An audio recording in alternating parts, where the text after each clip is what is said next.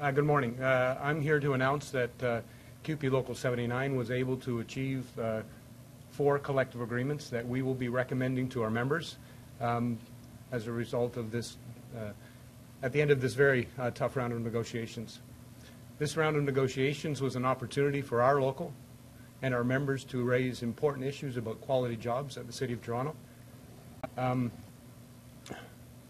It was a tough round of negotiations. We moved forward on some issues, and we were able to push back on deep concessions. We faced a reluctant employer, an employer reluctant to deal with many of the issues with respect to moving forward on good jobs, but we were able to achieve the best collective agreements we were able to achieve under the current circumstances. I'm very proud of Local 79 members. I'm very proud of our bargaining committee. I'm very proud of our members because of the quality jobs, the quality services they provide at the city, and I'm very proud of them for engaging in this round of bargaining unlike ever before. They've engaged in an historic Work to Rule campaign where they've become more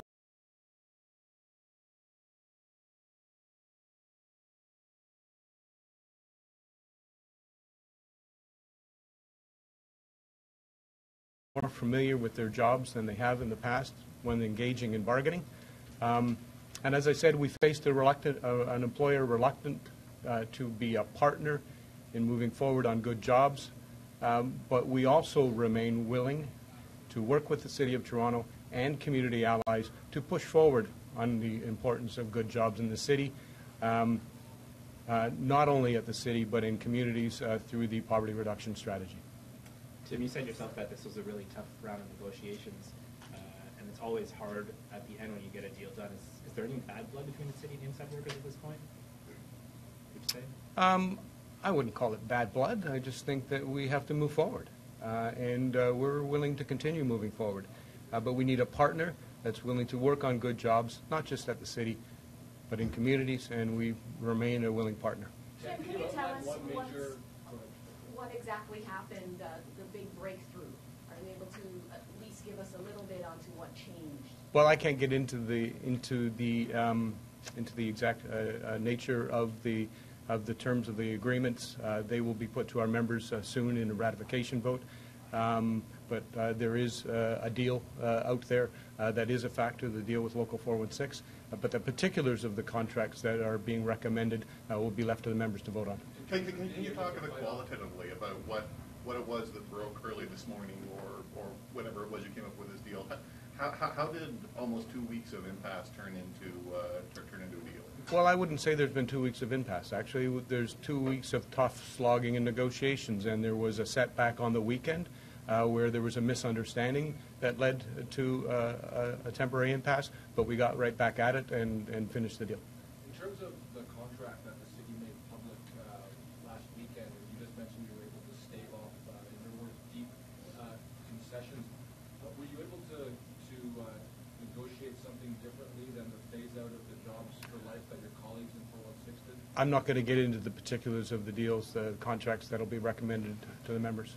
Is the deal you agreed to any different than what was before? I'm not going to get into the particulars of the contracts that we're going to recommend to our members. They'll be apparent to our members in a vote in the coming days, and they will be apparent then. Tim, are you confident? It was just yesterday that Tory said he wasn't hopeful at all. That's a pretty bold statement. So we're just all wondering why the sudden change. I can't speak for the mayor. As I said, the last 2 weeks have been tough slogging at the bargaining table, where we were trying to push back against concessions and continue to move forward on the issue of quality jobs. And I would have wished that the city would have been less reluctant to move forward on those issues. But we had 2 weeks of tough slogging and negotiations. March details, though, you can't speak for the mayor, but did your approach change? Did the union's approach change? No, our approach has been constant, trying to deal with the issue of good jobs at the city, both for full-time members and for part-time workers at the city. And like I said, we were able to move forward on some issues to a degree, but I'm going to leave the exact nature of those deals that are being recommended to our members. This deal is going forward for ratification towards your members. How do you think they're going to view this deal? Well, I think I'm hopeful that they will view it as I've just indicated, that it's the best contracts that we're able to achieve under the circumstances. Would you Do say you think that they're you've right? sacrificed a lot? I know you're saying it's the best contract you could get under the circumstances, but also there's been a lot of sacrifice considering this deal has been made a day after the mayor said it. Yeah, I'm not going to get into the specifics again. We have had some tough slogging negotiations over the past few weeks. I'm just going to leave it at that.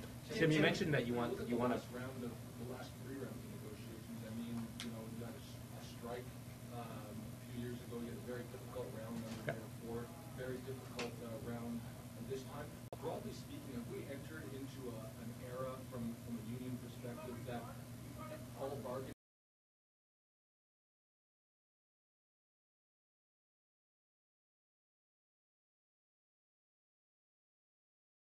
will kind of include some kind of concessionary bargaining? I think we're in an era of aggressive bargaining by employers. And like I said, that's unfortunate that there's an aggressive approach being taken even by the City of Toronto in negotiations, reluctant to be partners on good jobs. I'm not saying that there aren't some good jobs at the city, but those good jobs shouldn't be attacked, and we should be moving forward on creating more stability for jobs. We are in an aggressive era for collective bargaining, for sure. Tim, you said that you want to partner with the city. You want a partner that's willing to work with you moving forward. You just signed a 4-year contract. What do you mean by that? What can the city do in the next 2 to 3 years with you guys to make things better?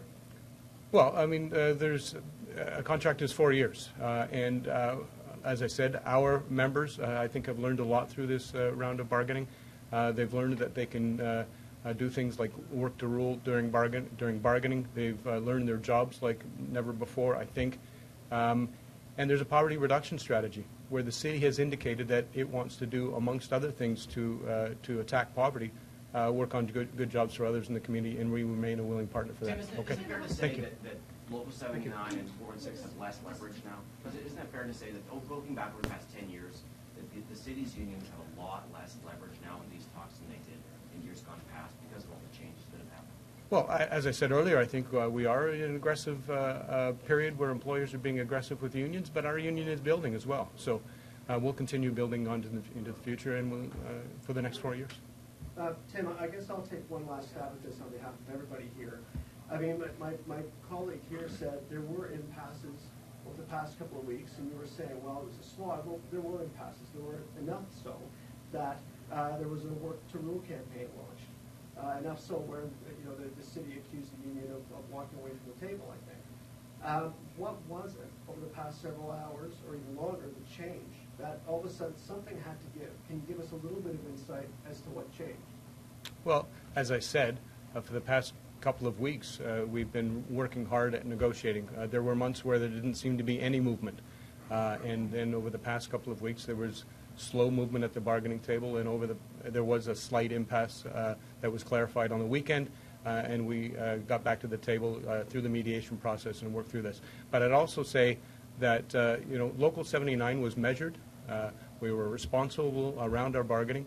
We could have taken other actions during this round of bargaining, and we wanted to make sure that we didn't impact services. So we had a work to rule campaign, and I think that despite the employer saying it wasn't effective, it was effective. There are so many divisions where our members in planning weren't working extra, where they were starting to have an impact on the city. Children's services, employment and social services, MLS. There were so many areas where our members were having an impact in terms of the bargaining process. They just weren't impacting public services. Okay. Tim, I just want to ask how you're feeling. I mean, it's been a long 2 weeks where you've been almost around the clock. Is it relief that you're feeling at this point? I'm feeling pride. I'm feeling pride in our members, in our bargaining committee, that they worked through a tough round of negotiations with the city and did the best we could under the circumstances, and our members were very supportive. And I'm feeling proud of our union. It's building, and it's going to continue to build. Thank you. Thanks, Tim.